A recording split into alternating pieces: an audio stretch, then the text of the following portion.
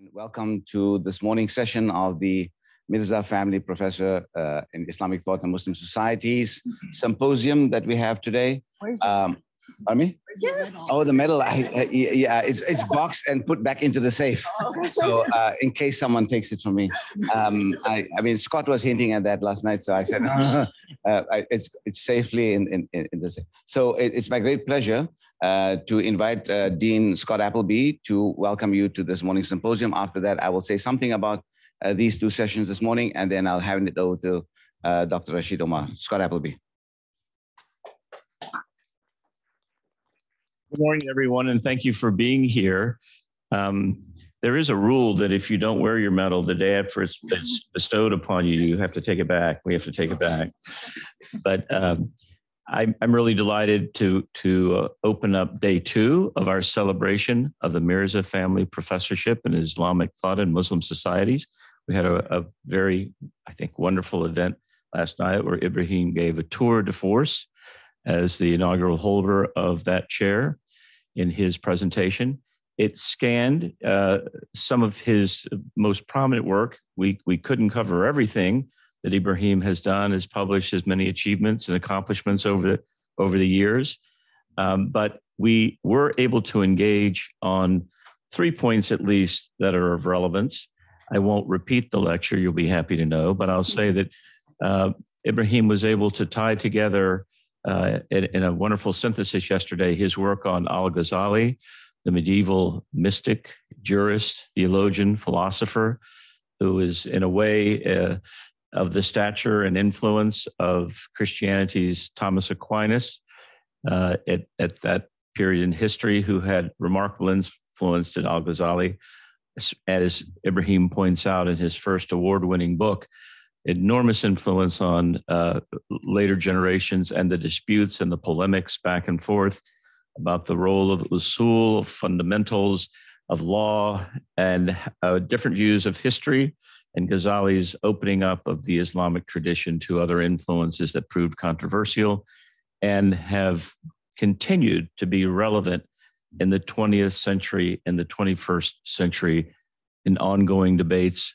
about the meaning of Islam, its practices, and indeed the very idea of history and progress, which Ibrahim unfolded brilliantly last night. We also were able to incorporate his other relevant for this particular conversation, his important work on madrasas and Islamic education, and again, the historical evolution, or one might say devolution in some cases, of the role of madrasas in the education and training of Muslim leaders around the world. And that tied into one of the many significant projects that Ibrahim has pioneered over his career, and the one that I think is perhaps the coolest, and that is the Madrasa's Discourse project. And we have in our master's program one of the graduates of that program, and it is an ongoing project that brings together former Madrasa students from India and Pakistan, and that will be expanded geographically to other parts of the world, and brings those students together to engage in a critical study of science and knowledge, more generally history, that in a sense deepens the madrasa education. It's a fantastic project. So we're delighted to be celebrating these 2 days, Ibrahim Musa and the Mirza family, who have made all of this possible. And we are also in a historically significant moment for the University of Notre Dame, in that while we do have experts in Islam on our faculty, and a senior and accomplished scholar in Gabriel Reynolds, who is in the theology department, and a scholar of the Quran and of Muslim Christian relations and world religions. Today we celebrate the first chairholder at Notre Dame who is not only a prominent, internationally renowned scholar of Islam, but who is himself a Muslim. And that is a significant moment for a Catholic university. So I only have left to mention where you are, those of you who are in the room, and those of you who are not, I'm not sure where you are. So I'll mention only the local situation. You're in Jenkins Natovic Hall. I know many of you know that already, but there are some guests here. And this enormous and lovely and 6-year-old building, 5-year-old building is the home of both the departments of political science, sociology, and the other social science, economics. Excuse me, economists, excuse me. I didn't intentionally blank you out. The social sciences have a home here, and also the Keough School of Global Affairs, and Ibrahim and Natalia Omar here among our speakers today, and Rashid Omar are all faculty in the Keough School. And the Keough School is advances integral human development by bringing together many disciplines across 9 institutes that are problem-solving institutes in a way. And within the Keough School, I will spare you the list of all the units and their missions, although I'd be happy to monopolize the morning.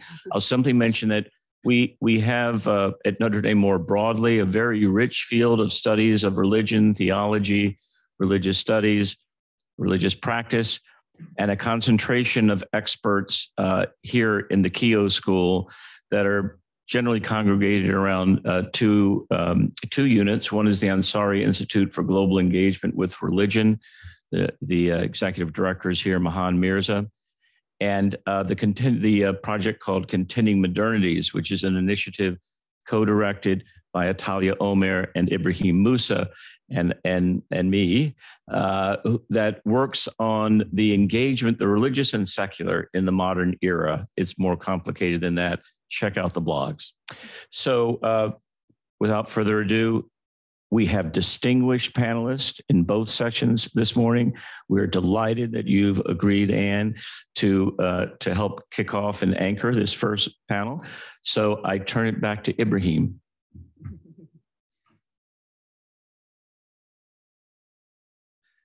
Thank you so much, Scott. And isn't it great? I mean, he can do the whole Islamic studies thing, and he can talk about usul, and he is connecting all those things so effortlessly. Give Scott a hand of applause.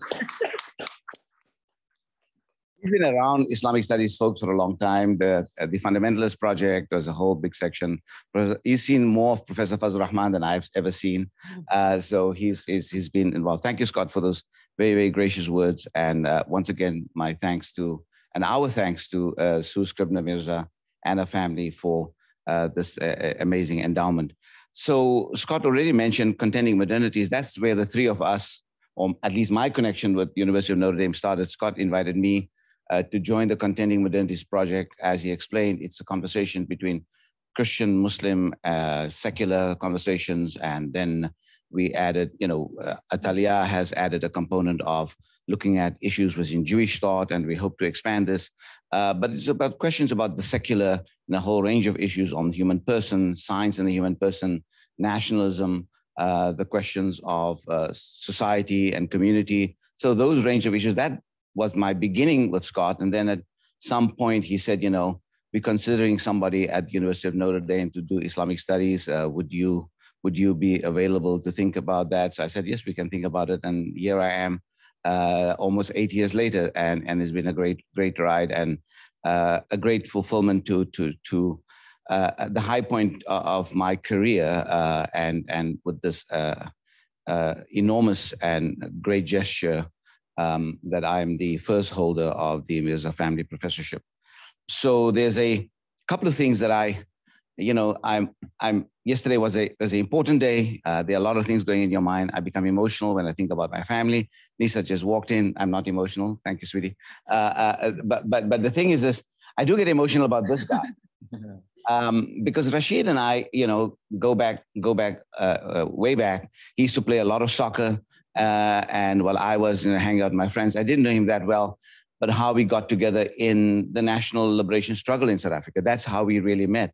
And, Rashid has played a very, very prominent role, both as an Imam, as a scholar, as an international leader in questions of interfaith and questions of peace studies within Islam.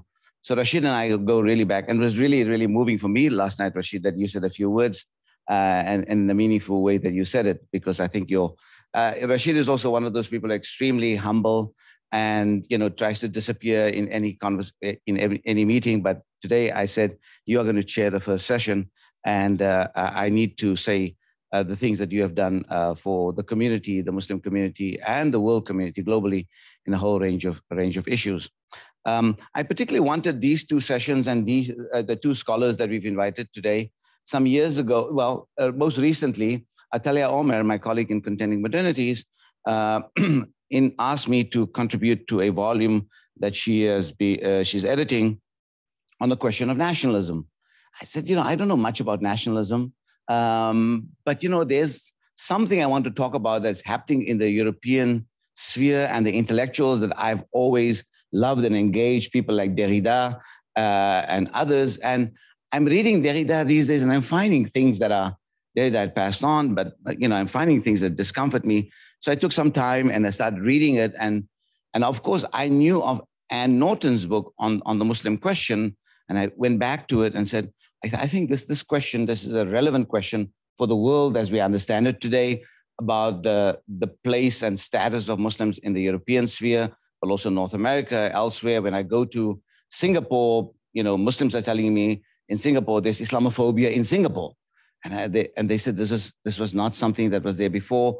Or you see the status of Muslims in India today, the country of my ancestors, and the place that I have fond memories of studying there, the rise of anti-Islamic feeling in there. So, I mean, this is a very, very important issue that we need to think about and engage. And I couldn't think of anybody better than Anne Norton. And I'm so glad that you could come here today and lead us in this conversation.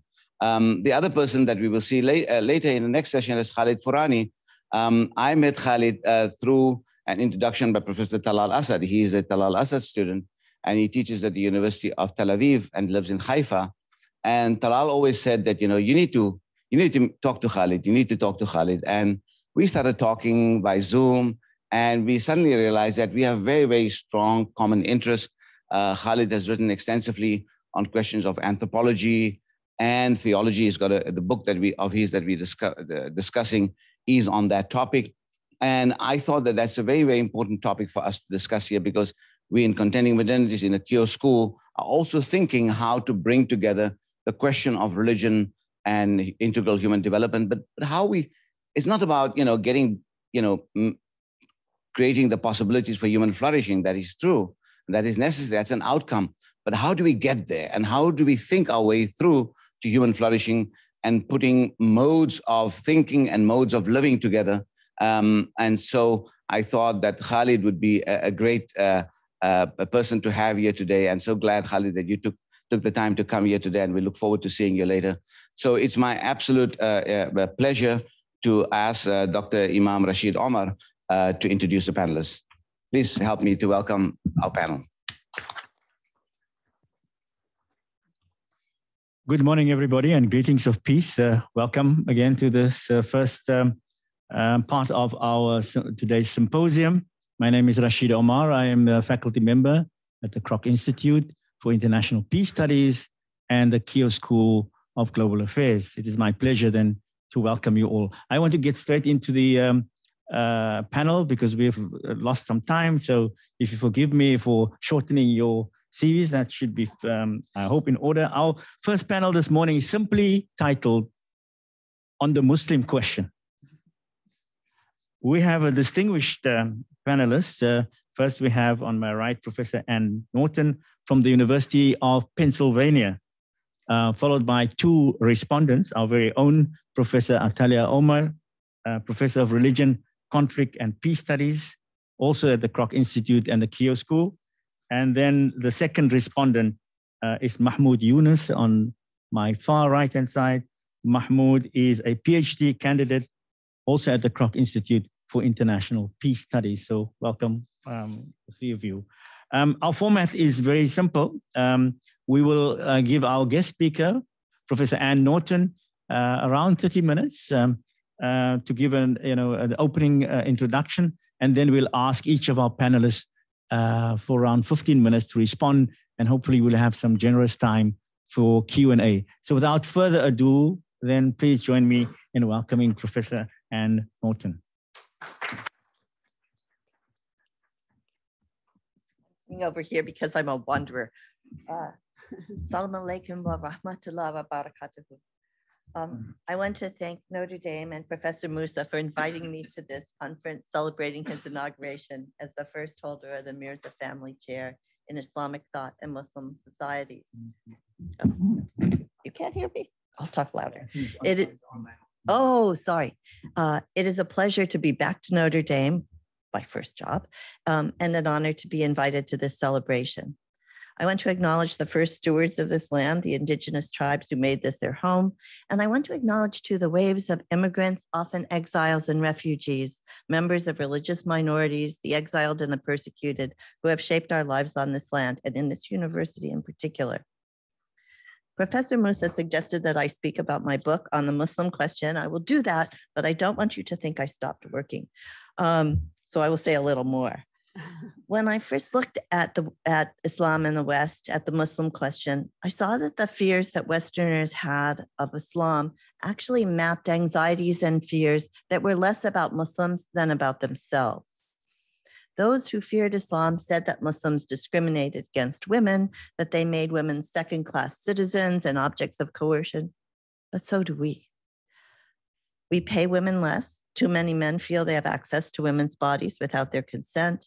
Women are still often asked to work double shifts at home. We try to police sexuality and sexual orientation, but we still know far too little to do that responsibly. We struggle, but we have to have work to do to secure equality, to ensure that no one is subject to coercion.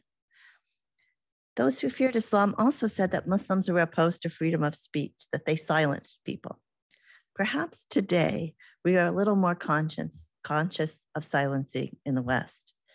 We recognize that silencing happens throughout the non-Muslim West. Some people are silenced by the noisy and aggressive bluster of politicians, pundits, and their neighbors. Some who are more timid or more polite fear that their views will outrage others, so they silence themselves.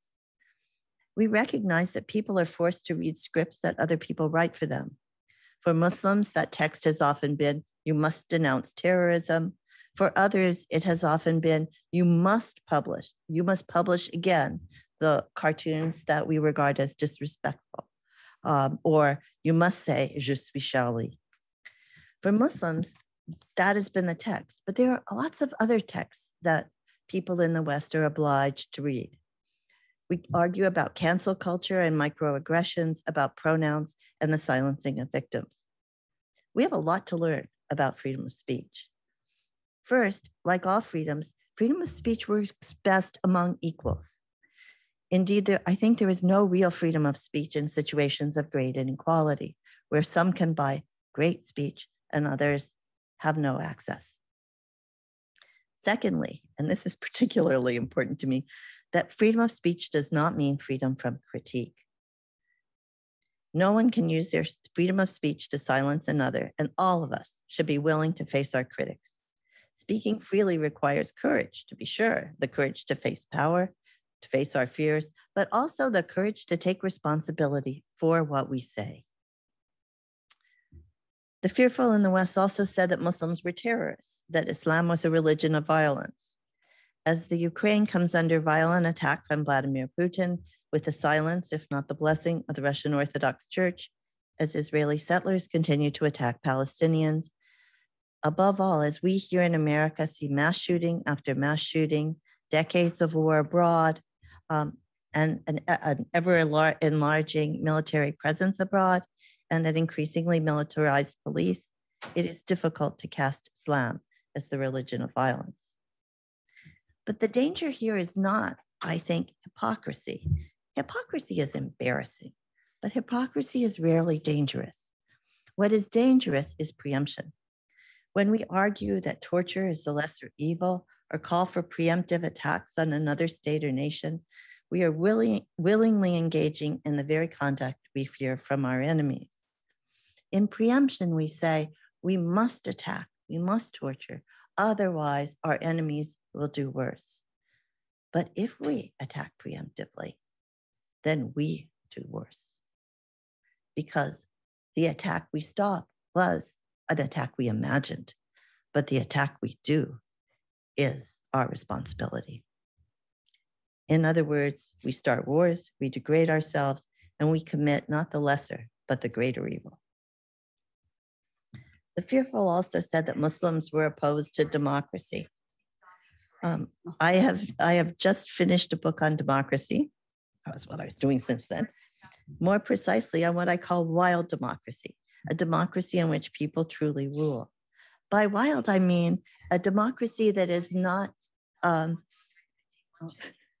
that's okay. No, I know, they're a little wild on their own. But my wild democracy is a democracy in which it is not fully domesticated, in which people truly act freely and take responsibility for that action. And also a democracy that, that grows wild, that grows up like the orange trees in Lebanon between the cracks in the concrete, or grass in all sorts of unexpected places. The grass that, as Whitman says, grows in wide spaces and narrow spaces, that grows no matter how hard people try to suppress it. I drew on Catholicism, Judaism, and Islam for that work. From Catholicism, I drew particularly on the idea of Pentecost, in which the Holy Spirit descends on the people in tongues of fire, and they go forth carrying the divine within them.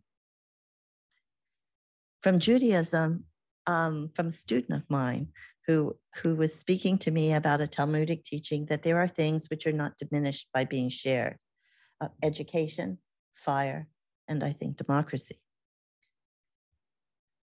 Democratic people carry that sovereignty within them, and they carry it to others. They carry it like tongues of fire. From Islamic philosophy, I drew particularly on Al-Farabi and Ibn Khaldun. Al-Farabi offers a description of the democratic city as a place that all human beings find beautiful, that all long to go to, a city where they mix and give birth to the new. Like other philosophers, Plato, for example, from whom he took the beginnings of his definition, a definition he altered dramatically, Al-Farabi saw democracy as dangerous. But he is the only philosopher I know who looks upon democracy as a place of beauty and sanctuary, and who clearly loves it. Ibn Khaldun taught me that precarity is not just a vulnerability that we have in common, as Judith Butler has noted, one that can unite us. He also saw that it is a source of solidarity and a source of power. Ibn Khaldun also taught me that self-reliance and mutual aid are not opposites, but in fact spring from the same root, from the root of a common need. My book on the Muslim question was written in the shadow of Guantanamo, Abu Ghraib, and more quotidian atrocities. In some ways, it was an answer to the question, what does the West fear? But now I want to turn to the question, what can we hope for? And I have some historical guidance for this. There's a long history of difference here in the West, here in the United States in particular, confrontations between settlers and the indigenous, a history of fear of Catholics and Jews and Blackness, of immigrants and immigration. But that history offers us more than the stories of our failures. It offers evidence of our achievements. Those who write on immigration and refugees tend to contrast on the question of whether immigrants will integrate or not, assimilate or not. It is always cast as a binary, but that's not what happens in practice. What happens in practice is people enter not as one identity, but as many. And each of these identities offers the opportunity for connection and solidarity. But they also forget, people who cling to that binary, that change works in both directions. The country that feared Mexican immigration and still fears Central American immigration at its southern border eats tacos, pupusas, and barbacoa, and it didn't when I was a kid. We speak more Spanish, we watch more telenovelas. We have become more Latino Americans. In doing so, we reclaim the complex history of the American West, a history that is shaping us as we live. The country that imported Africans as slaves that kept them subjected under Jim Crow, that denied that Black is beautiful, has steadily become a Blacker, more African America. The country that once feared the violence, political radicalism, and dangerous faith of Irish immigrants now thinks of the Fighting Irish as part of its national heritage. And Catholics sit on the highest court. We have Muslims, Muslim women in Congress now. We, Catholics, Jews, and the faithless, will become more Muslim Americans. I'm not quite sure what that will look like, but I look forward to seeing it. Perhaps the fears of Muslims and Islam, Islamophobia, or as I prefer to call it, anti-Muslim anti-Semitism, can point us towards strategies for challenging and subverting this fear. These are useful as offering diagnostic purchase on anti-Muslim practices. It's good to see what the enemies of Islam say, because we find pictures of ourselves and we find diagnoses of what is going on. For example, consider some of the policy proposals made for Muslims in France. Islamophobic authors and prejudiced politicians have recommended, for example, this one I must say really offended me, that Muslims, in order to get jobs, should change their names. They should not be Khadija or Muhammad. They should be Jean-Marie or Jean-Baptiste. They should hide themselves. And that they should celebrate actively Christmas and Easter because these have become secular. These policy recommendations are diagnostic in that they make visible the pervasive presence and quotidian power of Christianity at nominally secular sites of laicite. But those fears also point, I think, to strategies for overcoming these that are more consonant with the true changes immigration can affect. If a secular society can celebrate Christmas and Easter, why not the Eid? Why not both Eids? We can make religious difference a source of pleasure. Give people a holiday. Give them something to be thankful for with Muslim immigration. Our common countries will be richer for it. And as Yasmin's, Layla's, Kareem's, and yes, Muhammad's fill our schools and our workplaces, they may call for us to read Al-Farabi, Al-Ghazali, Ibn Rushd. To those who might find that objectionable, we can say, if it was good enough for St. Thomas Aquinas, it's good enough for you. If we take the gifts that immigrants, that all minorities and migrants have to offer, we will change. But in that change, we will become more truly what we are. There is reason for us to enter Ramadan, Pesach, and the Easter season with hope. I want to tell you a story, a little story. In this respect, I'm following Ibrahim. For some years, I taught a seminar in Muslim political thought. I am a student of Fazl Rahman, and as there was no one else with better Arabic than me, I owed it to his memory and to the works he gave me to teach this. One year, I showed the students Yusuf Shaheen's 1997 film, Destiny. The story concerns, in part, the travels and travails of a young man from France, a Catholic whose uncle, I believe, was burned at the stake, who travels to Spain to learn from Ibn Rushd, to copy his manuscript and to bring a copy back to France. My seminar had Muslim women, muhajibat and unveiled, non-Muslim women, students from Poland, the Netherlands, Pakistan, and the United States. As we left the room after seeing the film, my Polish student, Dominic, stopped me and kissed my hand. He said, "Thank you for showing us this film." I knew at that moment that he saw himself in the young traveling student. All the walls of tribalism and ethnicity had burst and hatched something new. The film is wonderful, but it wasn't the film primarily. The work of the Muslim philosophers we read and those who wrote from and on them gives the lie to divisions among the human. It reminds us, waiting for Ramadan, of the phrase in the Quran, "I created you tribes and peoples, that you may learn from one another." See, I'm getting to be like you. This is a very disturbing thing. Dominic and I wanted to make that learning our own. We did, and you will have generations of learning from this act. Thank you.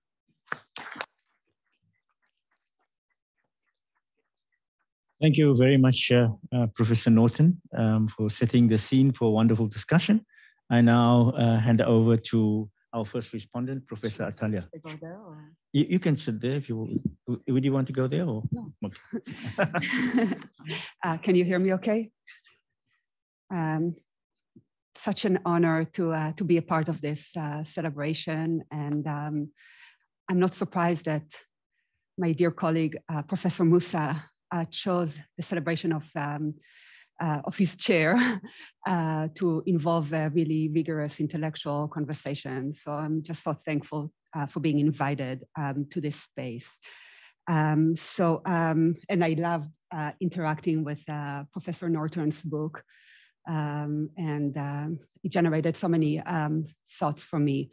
And I'll try to distill a few of those thoughts. So I titled my reflection, "Why are we still talking about the clash of civilizations? And Norton and the search for the Andalusias of modernity." First point, grasping for Andalusia.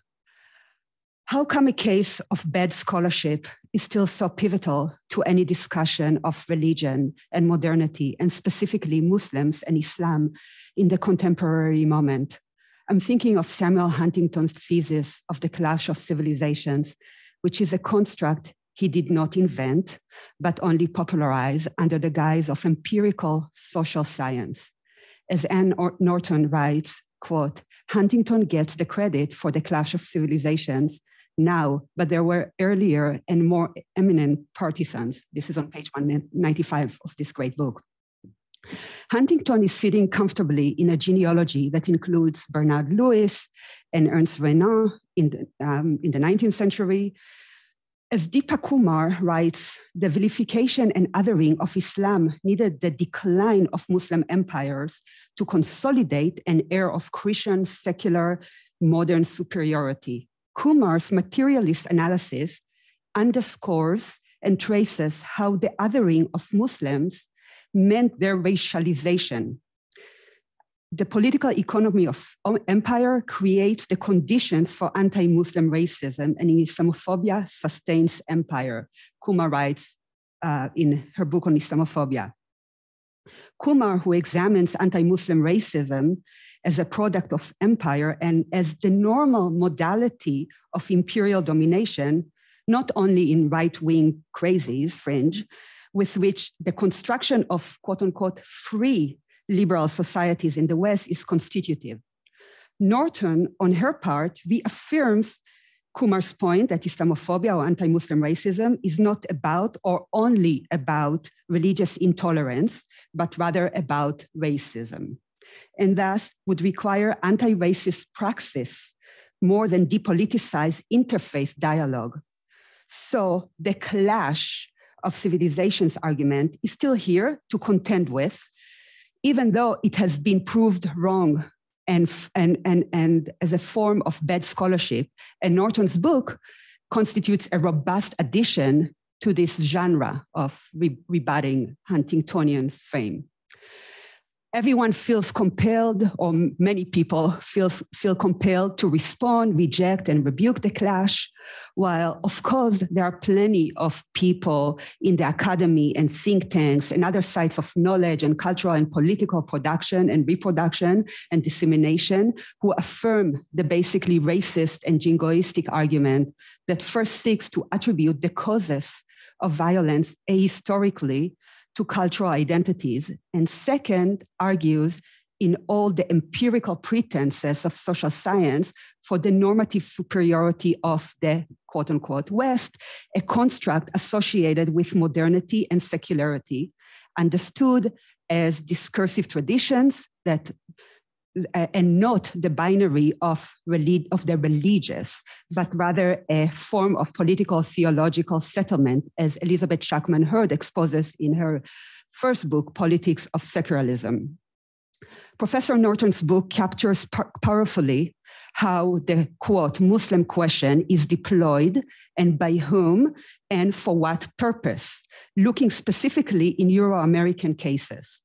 Sexual politics, whether it is one of veiling or unveiling or queering or unqueering, is evident in all fronts where a civilizational logic of othering Muslims is deployed. The book illuminates the dynamics of sexual politics and how they operate to exclude, securitize, and otherize Muslims. Most compellingly, Norton tells us that the clash of civilization is wrong. She shows us that this is the case by looking at the multiple Andalusias she encountered. Norton's book is a compelling demolition of the persistent Orientalism that have defined modernity, and specifically the project of liberal political citizenship, a project that was born together with Western Christian colonialism, where attaining freedom and capital in Europe, in other words, the normative progress premise and promise of modernity necessarily meant and dependent on slavery, depopulation, exploitation, and genocides in the colonial spaces. This is Keough's angel of history that Walter Benjamin spoke about and that Professor Musa discussed yesterday. The angel propelled by the destructive wind and piling up debris and suffering in the process.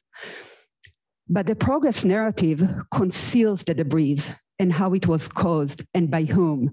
Benjamin writes powerfully, and I quote, "There is no document of civilization which is not at the same time a document of barbarism."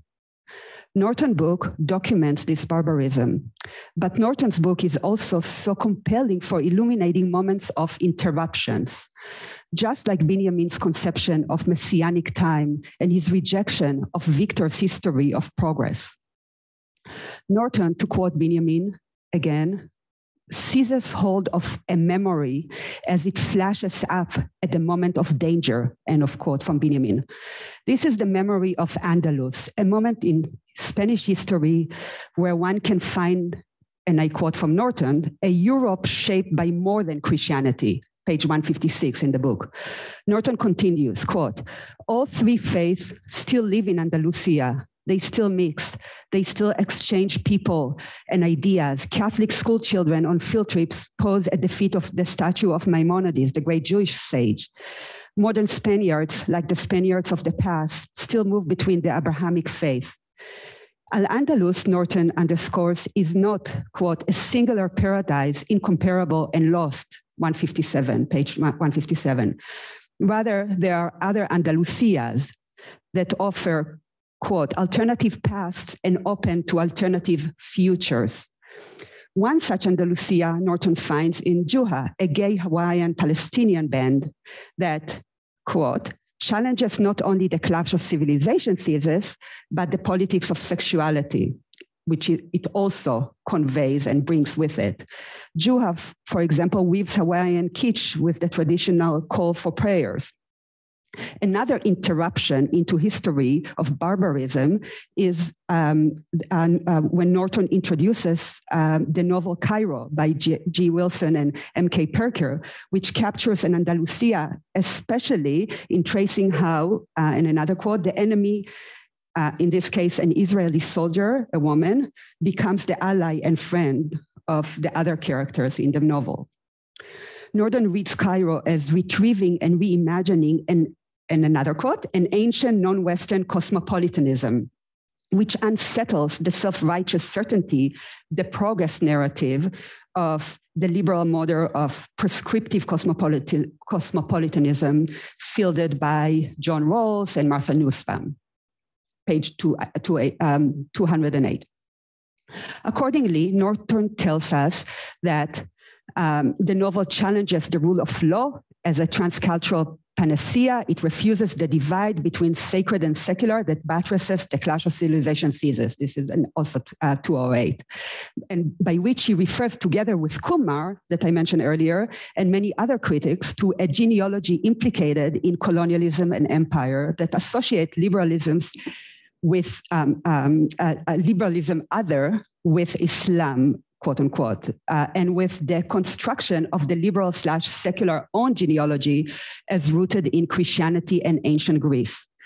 I think the point is not a conservative and reactionary one of reclaiming some sort of a golden age before the script of European barbarity began to be written on the bodies of marked humans, or a recovery of a lost tradition destroyed by the imposition of liberal accounts of the law, but rather to find in the contemporary Andalusias a robust source for the anti-racist rescripting of the secular. And I think we heard you say that in discussion of your forthcoming book.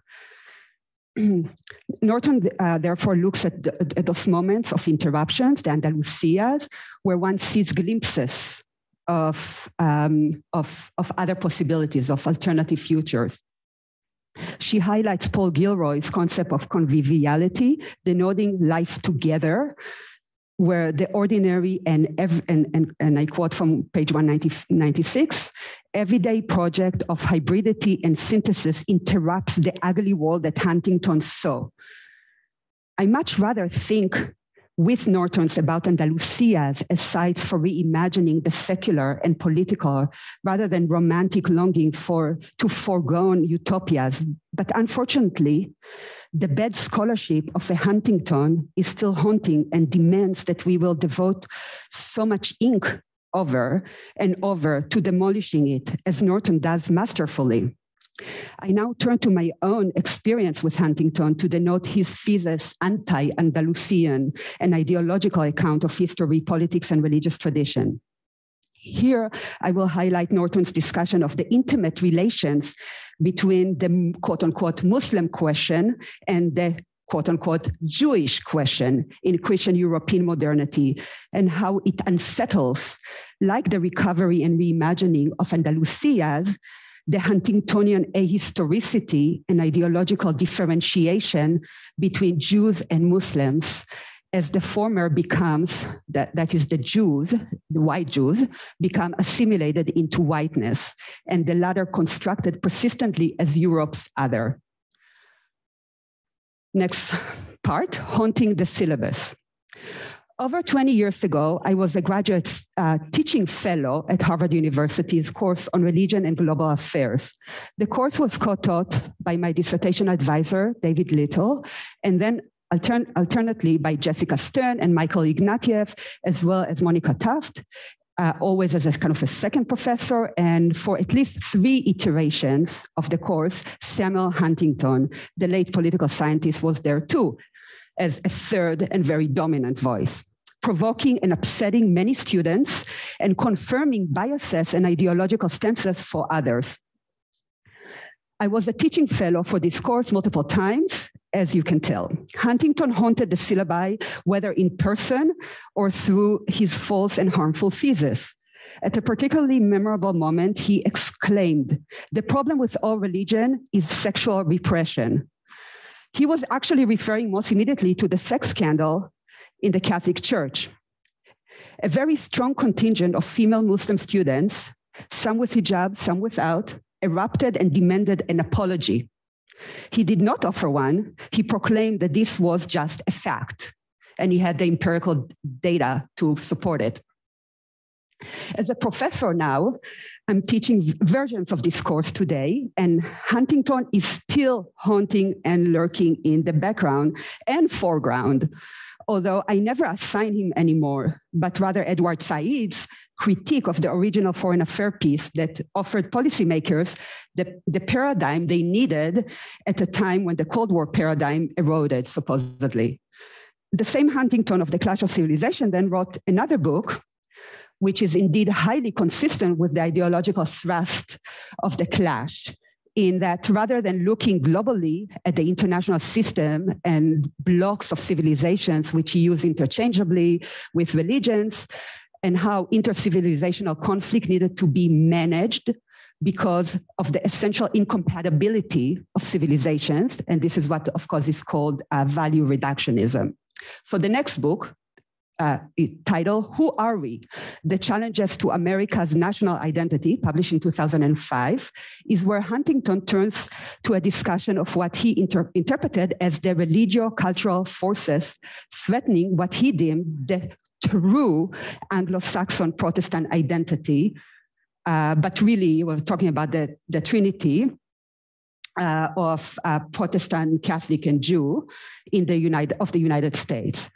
One need not be a genius to see a tragic connection between the global war on terrorism, the securitizing of Muslims globally and locally, including mosques and community centers in places such as the UK, France, and the US, and the emergence of a Trump, who also talks about a real identity, a true identity, and this discourse of the authenticity of identity.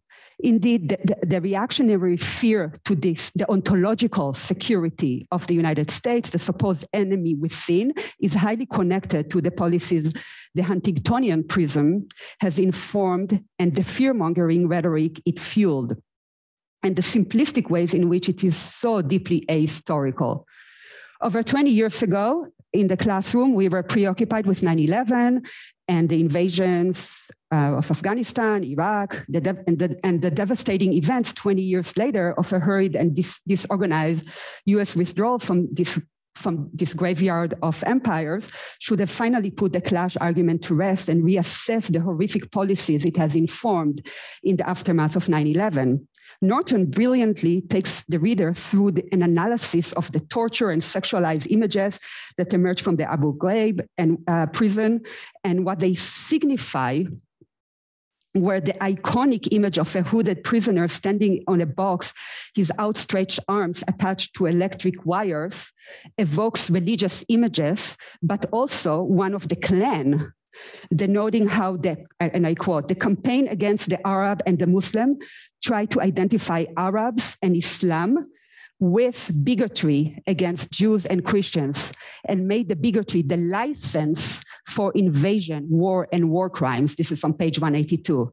Indeed, this historical moment, building on the conflation of secularity with Christian democracy during the Cold War era, and the promotion of religious freedoms as a rhetorical weapon, and the cleansing of Christian Europe's long legacy of anti-Semitism through its acquiescence and active support of Zionism and Israelism, itself enabled due to the depth of Orientalist epistemological scaffoldings. All of this set the stage to pivot to anti-Muslim policies, securitizing racialized and gendered post-colonial Muslim subjects and bodies, and developing a set of policies called preventing violent extremism that were too large because so much money was invested in them to fail, even when analysts concluded over and over and over again that the evidence doesn't support the ideological claims. Indeed, it is not surprising that the sequel for The Clash was Who Are We? Because the securitizing of Muslims as part of the supposedly global war on terrorism directly relates to the consolidation of right-wing, exclusionary, ethno-religious, populist movements, which deploy civilizational language, often through the registers of an incompatibility between supposedly Judeo-Christian values and Islam. So the emergence of racist right-wing populism in recent decades in multiple contexts, from France, Italy, and the Netherlands to the US and India, share in common anti-Muslim racism, often conveyed through the idioms of values, heritage, and religion, including laïcité. As I telegraphed already, one of the most critical theoretical moves Norton does is to reconnect Europe's Jewish question with its Muslim question. This is a significant move that she shares with thinkers such as Yolande Janssen and Anya Topolsky, as well as Santiago Slabotsky and Gil Anijar. This is a significant move because it too is an Andalusian interruption of the logic of the clash that assimilated white Jews into a civilizational discourse, as Slabotsky writes, into a Judeo-Christian construct that totally erases, while literally conveying by the very construct Judeo-Christian, the violence denoted by a supersessionist relation between Christianity and Judaism. Anijar powerfully examines the Musliman in the death camps of Nazi Germany to explain the inextricable link between the Muslims and the Jews as Europe's others, the two others of Europe. Here, the year 1492 and the Inquisition is a significant point in the chronology, denoting the end of Andalusia and the racialization of religious communities and their exclusion and targeting as a mechanism in proto-nationalism, the political project of modernity. Muslims and Jews were both targets of the Inquisition that disrupted the interwovenness of social religious fabric of Spain. It is beyond the scope of this reflection to go into the historical work and contextualization of anti-Muslim and anti-Jewish praxis and theologies in the formation of modernity, except to underscore that Norton shows how certain amnesia about the Jewish question, which is otherwise so definitional of European modernity and the formation of secular conceptions of citizenship, what it obscures. Any discussion of the Muslim question, quote unquote, in isolation from the Jewish question reflects an ideological move and thus reclaiming an Andalusian frame, or what Gil Hochberg recently writes of as an archive of the future, identifying the messianic interruptions of violent narratives of history becomes critical for finally pushing out the clash out of our syllabi and production of knowledge. Indeed, it is not so much an amnesic issue, but rather a presumption that the Jewish question was somehow solved with the establishment of Israel. Jewish theologian Mark Ellis also explained it in terms of an ecumenical pact that enabled getting kind of Christians off the hook for their crimes against humanity on the backs of Palestinian natives in Palestine, Israel. The same Europe that created the skeleton Muslim manner of the camps, the racialized bare life in Jewish, this is the Jewish skeleton nickname Muslim, the Muslim man, who was clearly marked for imminent death by starvation. The problem with presuming that the Jewish question was solved is that it is not only that it was solved on the back of Palestinians and through settler colonial mechanisms, but also that it is nowhere to be found in anti-Muslim securitizing discourses. What is present is the vague appeal to Judeo-Christian civilizational roots, an appeal that itself telegraphs centuries of classical anti-Semitism, as I said. Here it is important to recall the Algerian-French public intellectual Houria Boutelja's interpellation to the Jews to come join the struggle, exposing their becoming a buffer people within the persistently colonial logic. Therefore, Norton's foregrounding of the Jewish question in her discussion of the Muslim question is a critical interruption of the clash of the civilization narrative and connects with the constructive yet not romantic or utopian aspiration for an alternative Andalusian logic of the secular. I conclude by referring to Professor Musa's profound point about being a critical traditionalist. And I wonder if we can talk more about what this might mean in terms of us being critical traditionalists of the modern secular through an Andalusian frame. Thank you. Oh, thank you, Professor Omar. I'm really wanting to hear from Professor Norton on that deep and profound mining of a book on the Muslim, but we'll hear about that later. We now move on to our second respondent, Mahmoud Yunus. Thank you. Welcome.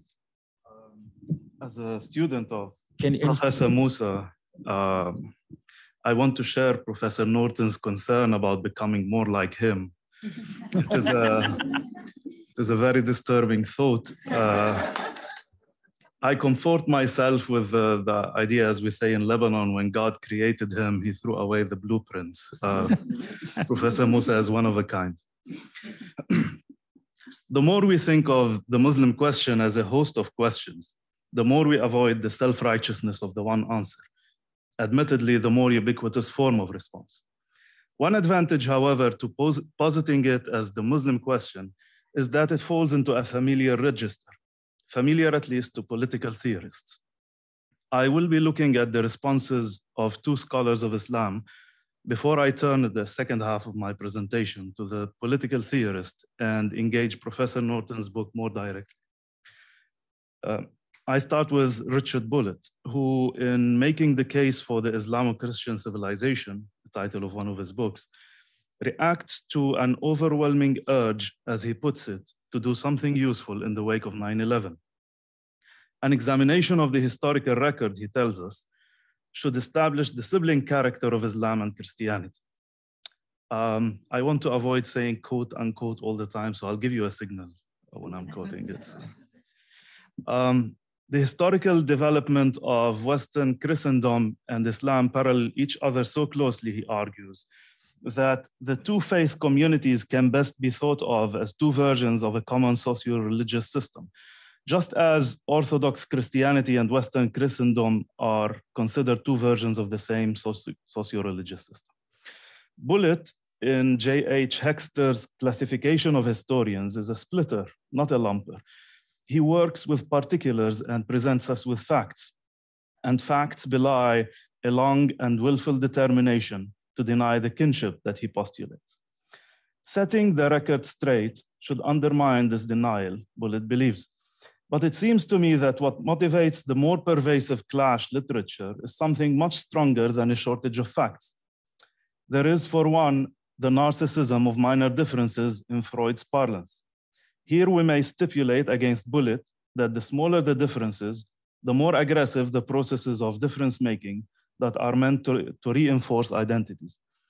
The desire for distinction is one of these processes, but there is more. At any rate, the answer cannot be sought in reality only, as Bullitt tries to do, but in the imaginaries that govern the self-images and the narratives of origin of the respective civilizations. I use the term loosely. Even if Bullitt's arguments are true, which I think they are, they cannot have much effect as arguments. They must be made to speak to the imaginaries of his audience. At the end of reasons comes persuasion, says Wittgenstein. To the extent that a historian may entertain making a case of the sort we are dealing with, most historians pride themselves on their nonchalance, a historian of mentalities is perhaps better positioned to move past presenting reasons to the more involving task of persuasion. A historian of mentalities is usually a lumper, not a splitter. She is more concerned with structures of thought or feeling. Her aim is to distill totalities, systems of meaning, collective representations, life words, or life forms, choose your pick. And she studies these totalities over long stretches of time. Hers is the history of the longue durée. Since the history of mentalities involves a more gestalt take on whole situations, she aspires to effect a shift in perspective that casts facts in a new light and makes the weaker argument the stronger, or the stronger argument the weaker. When the Western imaginary happened to be puritanical, Muslims were cast as lascivious and licentious. When the Western imaginary loosened up a bit, Muslims became sexually suppressed. It is as a historian of mentalities that Thomas Bauer, my second author, presents himself in his book, very recently translated into English, A Culture of Ambiguity. Bauer weighs the virtues of the two cultures or civilizations in question by investigating the extent to which they tolerate ambiguity. Tolerance of ambiguity being a decisive psychological trait that shapes every aspect of individual and collective being. From this perspective, the sibling character of Islam and the West proves more an oxymoron than a truism. In Islam, post-formative, pre-modern, Sunni Islam for Bauer, Bauer finds there exists a principle, namely the domestication of ambiguity, coupled with the greatest possible theoretical openness that guides all Islamic disciplines. Not only is there an equanimous acceptance of complexity and ambiguity, but an exuberant pleasure in them. Bauer detects a process very similar to what Richard Bullitt has elsewhere called, in a rare lumper mood, Big Bang, Big Crunch. Whenever a surplus of ambiguity leads to a crisis, a process of disambiguation sets in. Crucially, however, it will not be followed through to its end because a total elimination of ambiguity would be perceived as a loss. In all these cases, the compromise solutions have not resulted in the original positions being forgotten. Each solution merely constitutes the center of orientation around which a broad spectrum of positions continues to be constructed, which do not deny each other's right to exist. Western thinking, on the other hand, would not settle for anything less than thorough disambiguation. It is a compulsion that drives a culture marked by a horror of ambiguity, in the words of Zygmunt Bauman. A crisis leads to a reaction, each time more aggressive than its predecessor, and each time craving more order and more clarity. It often leads to an entrapment in a hall of mirrors, in a thicket of ambivalences and uncertainties that defeat the original intention of attaining to clarity and culminate in disaster. Indeed, according to Bauer, the contemporary woes of the Muslim world only began when they wanted or were coerced to live up to this Western ideal. Nowhere is this difference between Islam and the West clearer than in the attitude to the stranger. Whereas for Muslims, foreignness and otherness never disturbed what Bauer calls their serene look at the world, for the West, they become the locus of extreme anxiety. They become a threat, he's quoting Bauman now, more horrifying than that which one can fear from the enemy. For Bauman, the Jews were the paradigmatic stranger. They belonged everywhere and nowhere. It is the will to annihilate all ambiguity that has ultimately resulted in the Holocaust. Two things prevent Bauer from concluding that a similar fate awaits the more urgent stranger of today, the Muslim. The first is the Holocaust itself. Such an atrocity of colossal dimensions can be allowed to happen once, but surely no more, one hopes. And the second is democracy. Aside from music and the visual arts, democracy constitutes the greatest Western achievement in the matter of ambiguity, even if its way is lined by the hecatombs of victims. Bauer. He does have something good to say about the West, but he tends to think of the Western civilization as triumphing itself to death. I don't think that Professor Norton would disagree with this conclusion. It is hardly the Muslim question if it was not prefigured by the Jewish question. And the Holocaust looms large in these two questions become one, above all in the discussion of the Musulmana of the concentration camps.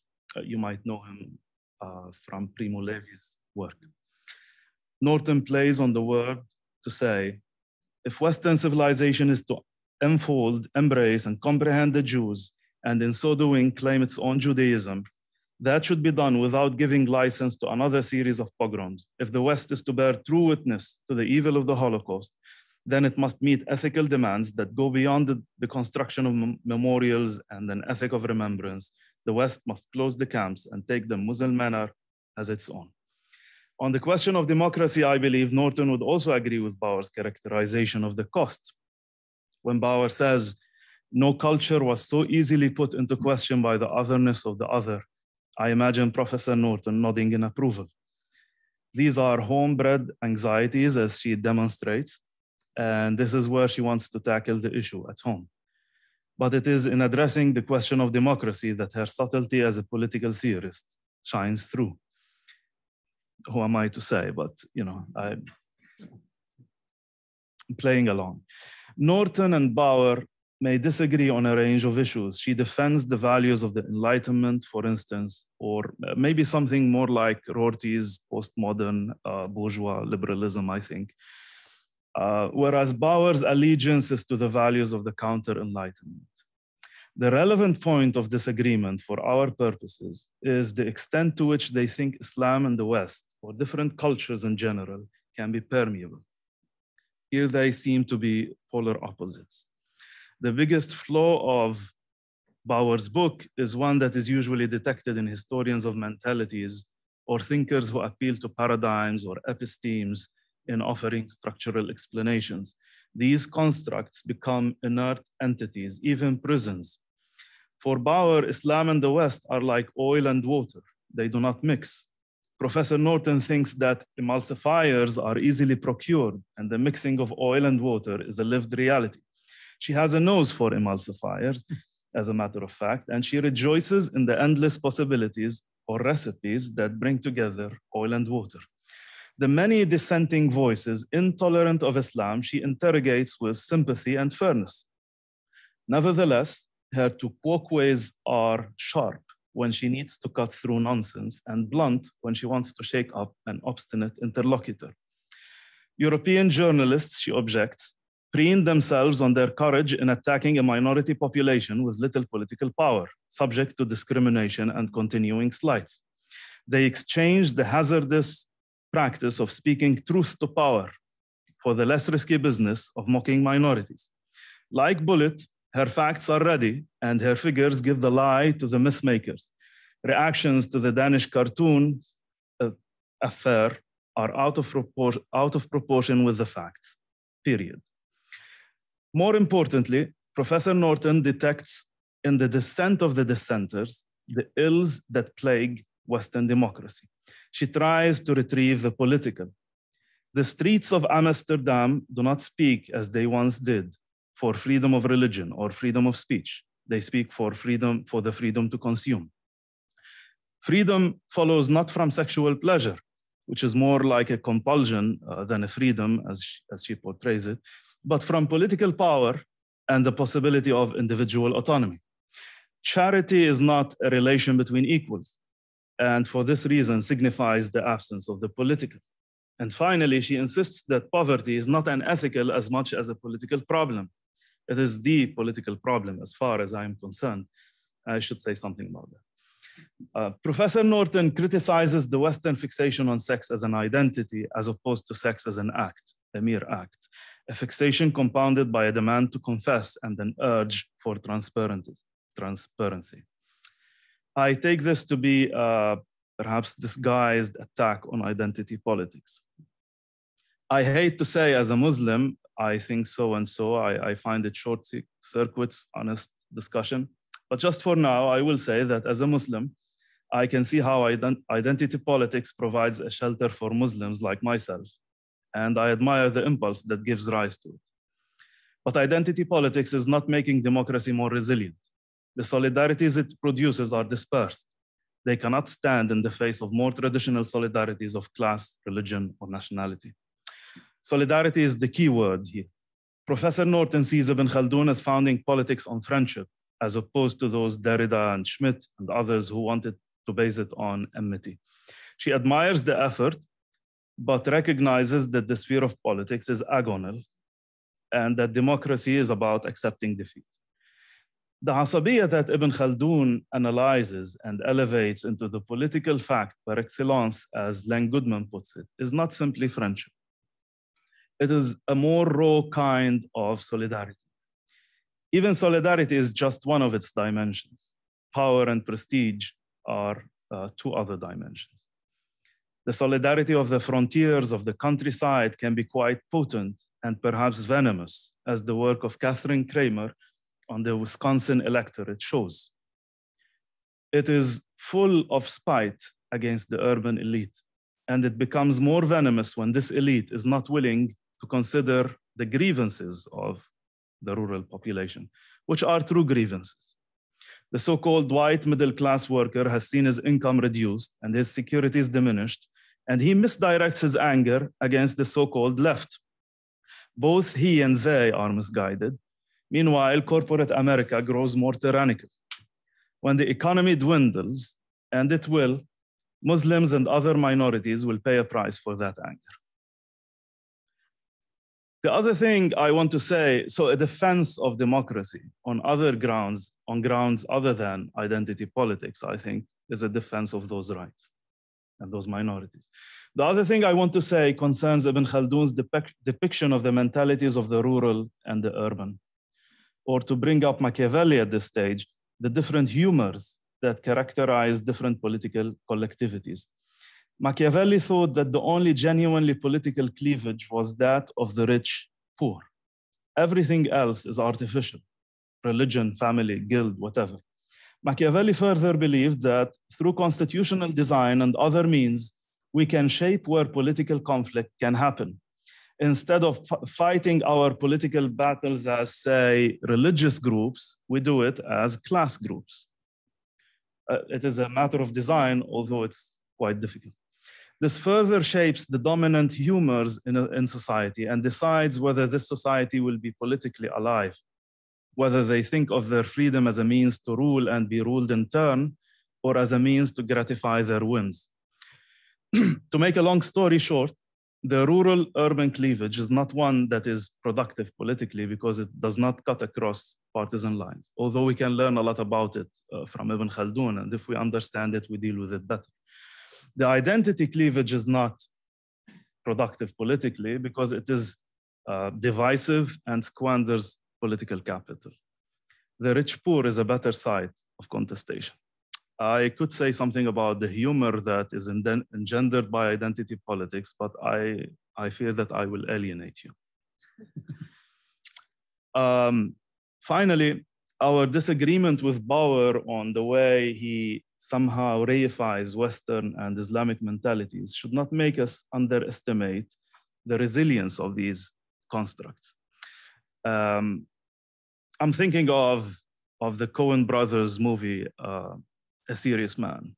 And Larry Gopnik has and his little Jewish family in Minnesota are struggling to reconcile the values and the imaginaries of a Jewish history with those of modern day America. And I think that the trouble is real.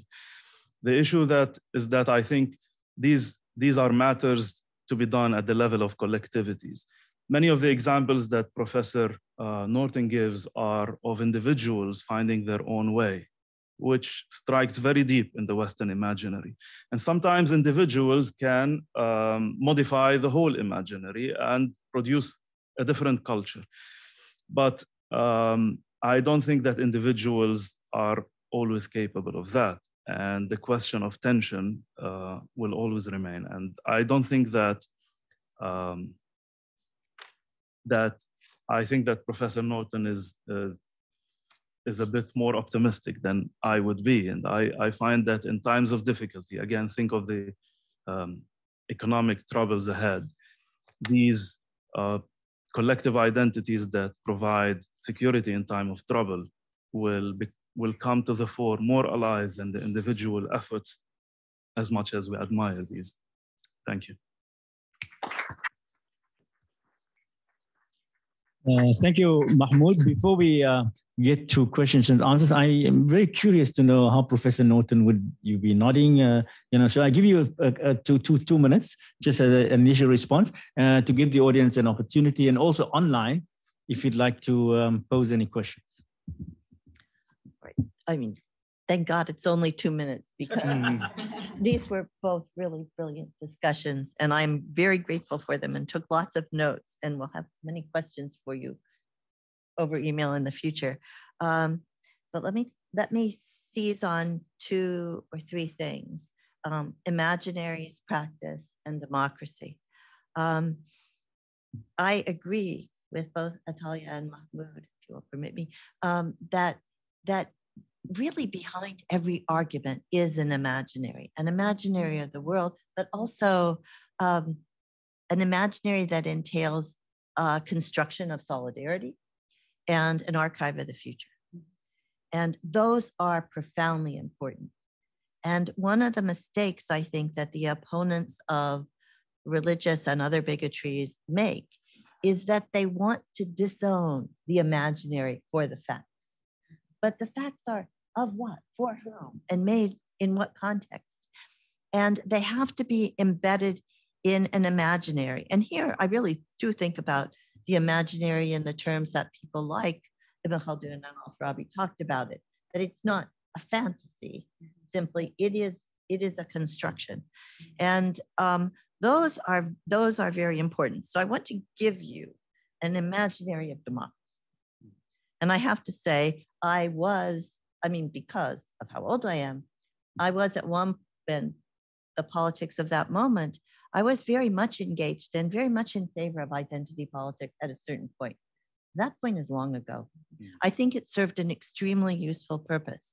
I think it enabled people to be proud of identities that had been subjected and were matters of daily disrespect and indignity. And that was important. And it remains to some extent important. But I agree with Mahmoud that I think economic issues are coming again to the fore. And there are 2 lessons I would draw from that. One is politics is not stable. And that is particularly true of democracy. It's not about charting out a territory and bounding it. It is much more like going to sea. Because, and here I think about Hegel. I mean, Hegel's philosophy of history really is a kind of perverse identity politics and Eurocentrism. But he gets to America and he says, of this I can say nothing. America is the Abendland, the evening land, the land of the unknown, the land of the future. And of course, by implication, the land of death. But we'll leave that aside for the moment. But that means we don't know. We know we don't know where we're going.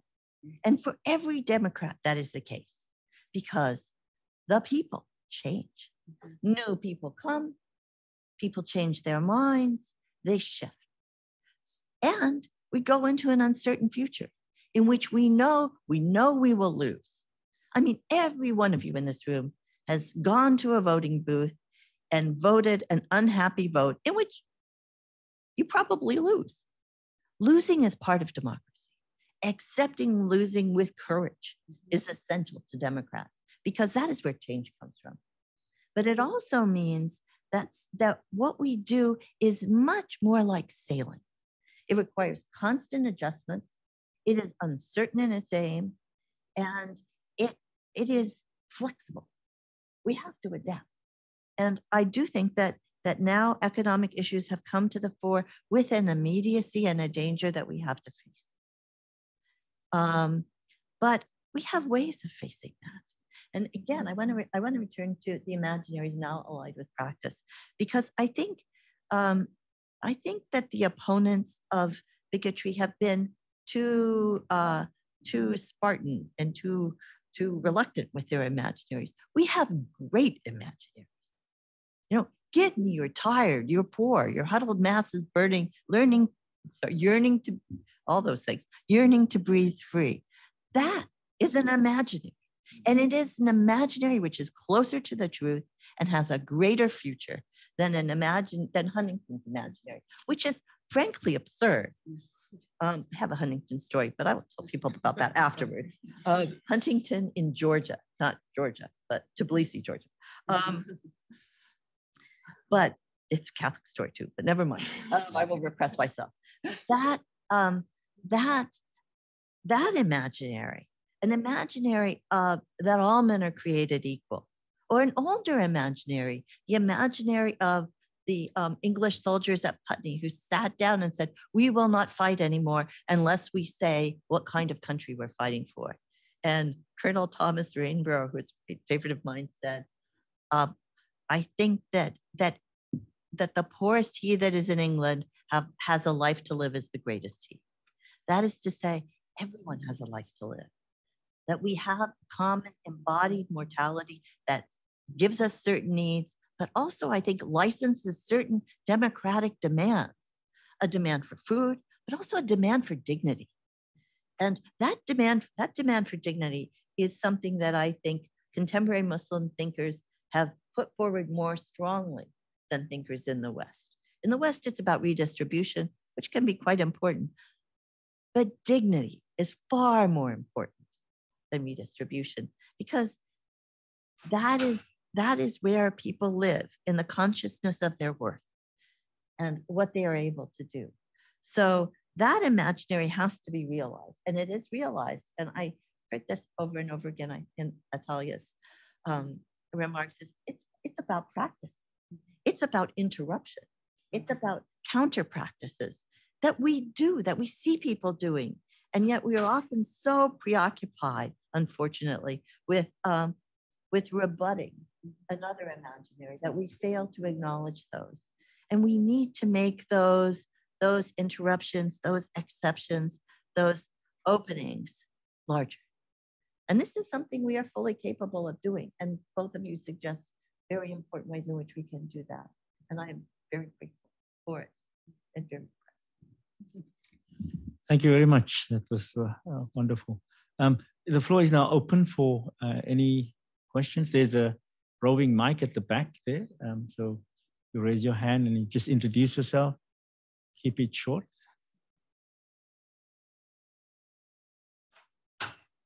Yeah, Professor Musa. Thank you. Thank you very much, Professor Norton, Atalia, Mahmoud, and for this session. A lot of thought-provoking issues. I want to come back to what Professor Norton said about this question of dignity. And I think, you know, both Professor Omar, Mahmoud's presentations, while they were different, one comes from the question of looking at the kind of what you call the longue durée ideas and the questions of mentalities and the challenges and the way you framed Bauer's work and Zygmunt Bauman and so on, and Atalia's work on the question of how the issues regarding the Jewish question and the way these discourses have been sublimated now into the question of the Muslim question. So, you know, thinking as the Keough school, there's also a whole number of our colleagues here who are kind of concerned about questions about policy. And I think the key issue is the question of what Ghazali said about, you know, the core of prophecy is the imaginary, the imagination, right? And so the imagination makes possibilities.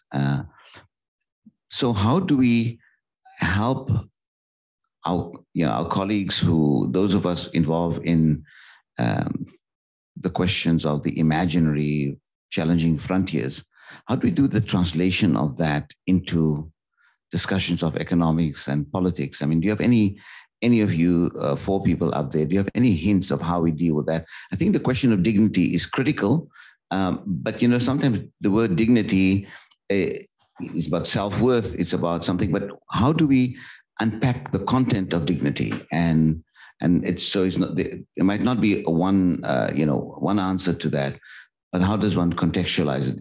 If you have any thoughts, I'm still, you know, mulling over the things that you've presented. And since this symposium is my affair, I have to step in and say something about it. So I want to keep the conversation going. But I struggle with these issues because I think about my people who are working on, you know, in social sciences and trying to create a policy outcome. But how do we help shape their thinking along the lines that all three of you have presented? Talia, you? I think in two ways that occurred to me right away. One, and they might seem to be very different. One is we should take the license to talk about it. That is to say, one of the Enlightenment settlements, I'm not nearly as big a fan of the Enlightenment as you think, but one of the Enlightenment settlements was priests can talk about religion, academics don't. I think this was a terrible mistake because what has happened is people in political theory, for example, don't talk about the divine. We don't talk about prophecy until this is starting to erode. And I think that's quite important. But we should take the license to talk about the prophetic, to talk about the divine, to talk about the presence of or the absence of the divine in democracy and what that looks like. And we should talk about it as we see it, not deferring to some other body of knowledge. That I think is important. But I think dignity is a practice.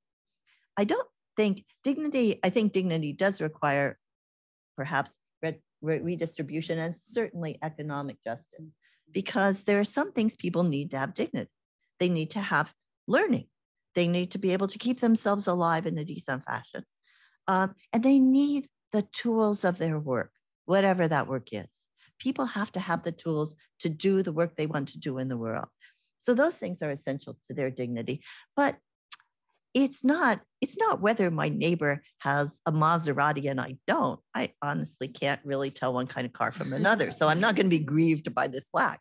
But it is about the way in which the daily ways in which we engage with each other.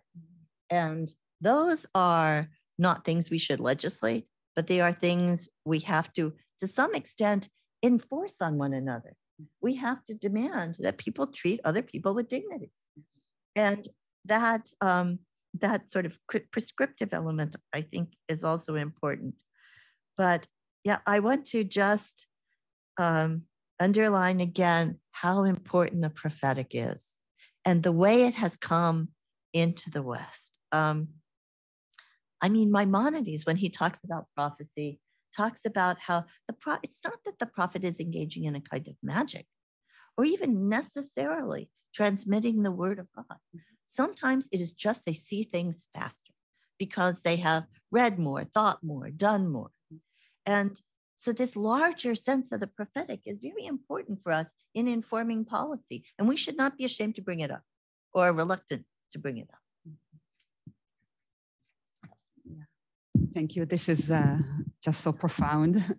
Yeah, I just want immediately to comment on the point about prophecy or the prophetic, and then kind of an expansive notion of the prophetic, that it comes with, it's not some sort of a transmission or necessarily transmission from outside of history, and highlight the importance of learning and knowledge and literacy, yeah, ability to see a different script, because one of the definition of domination, of being dominated, that you think that the script you live through is the only script available.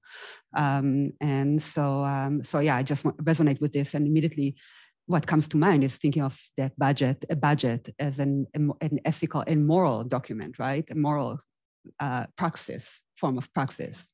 And so yeah, so going back to kind of narrative of supposedly value-free scholarship, to interrogate what are the values, what is the normativity underpinning the scholarship, the evidence, the realist evidence is something that becomes very important.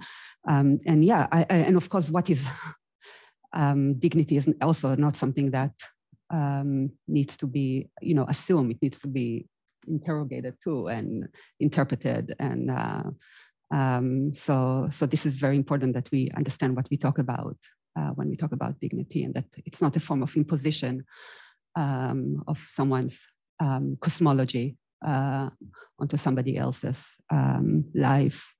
And with respect, Ibrahim, I think to your question, I want to bring back what Professor Norton said earlier in her opening remarks with respect to understanding, articulating an understanding of democracy as not domesticated, and something that is not domesticated, and you foregrounded in conversation with kind of your knowledge and engagement with Islamic studies and Butler, ethics of precarity, and as being something so central. So I also want to invite you to maybe talk about more, like unpack a little bit more the ethics of precarity, and what does it mean, maybe in reference to Ibrahim's question, but also beyond that, and highlighting the issue. I mean, going back to Mahmoud's point about identity politics and economic justice. So so the issue is not about not to recognize and celebrate, but also not uncritically, right? So going back to Ibrahim's point about critical traditionalism, I myself talked about in my own work as critical caretaking, kind of in a similar way. But one of the things that happened is that the identity politics discourse imposes blinders that prohibit the possibility of seeing solidarities across different lines that also include maybe primarily on questions of economic exploitation. And so,